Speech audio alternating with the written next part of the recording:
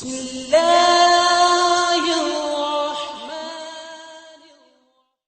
الحمد لله وكفى وسلام على عباده الذين اصطفى أما بعد فأعوذ بالله من الشيطان الرجيم بسم الله الرحمن الرحيم قد جاءتكم موعظة من ربكم وشفاء لما في الصدور سبحان ربك رب العزة عما يصفون وسلام على المرسلين والحمد لله رب العالمين اللهم صل على سيدنا محمد وعلى آل سيدنا محمد وبارك وسلم اللهم صل على سيدنا محمد وعلى آل سيدنا محمد وبارك وسلم اللهم صل على سيدنا محمد وعلى آل سيدنا محمد وبارك وسلم.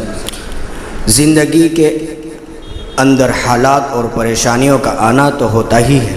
بعض اوقات یہ ہمارے گناہوں کی معافی کا سبب بنتی ہے اور بعض اوقات درجات کی بلندی کا ذریعہ بنتی ہے.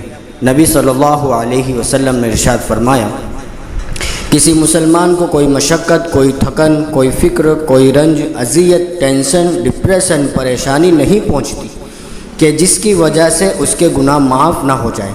یہ جتنی تکلیف آتی ہے یہ ہمارے لیے گناہوں کی معافی کا سبب بن جاتی ہے. بخار کے بارے میں فرمایا کہ بخار آدم کے گناہوں کو اس طرح دور کرتا ہے جس طرح بٹی لوہے کے میل کو دور کرتی ہے. ایک حدیث میں آتا ہے کہ بندے کو جب بخار آتا ہے تو ایک دن کا بخار 1 سال کے گناہوں کی معافی کا سبب بن جاتا ہے. اب بخار تو ایک نارمل سی چیز ہے، اس سے بڑی جو بیماریاں ہوگی تو ان میں یقیناً اور زیادہ ثواب ملے گا. اسی طرح حدیث میں آتا ہے کہ بیمار آدمی جب بستر پر لیٹا ہوتا ہے، اس کو بستر پر لیٹنے کے دوران اسے مصلی پر کھڑے ہونے کا ثواب ملتا ہے. اس کی زبان سے آہ نکلتی ہے تو سبحان اللہ الحمدللہ پڑھنے کا ثواب ملتا ہے. اگر لمبی آہ نکلتی ہے، تیز آواز نکلتی ہے تو کلمے پڑھنے کا ثواب ملتا ہے. بیمار آدمی جب بستر پر کروٹیں بدلتا ہے تو اس کو دشمن کے اوپر پلٹ کر حملہ کرنے والے مجاہد کے جیسا ثواب ملتا ہے. اور اسی طرح حدیث مبارک میں آتا ہے کہ دیکھو جب تم کسی کی عیادت کے لیے جاؤ تو بیمار سے دعا کی درخواست کیا کرو.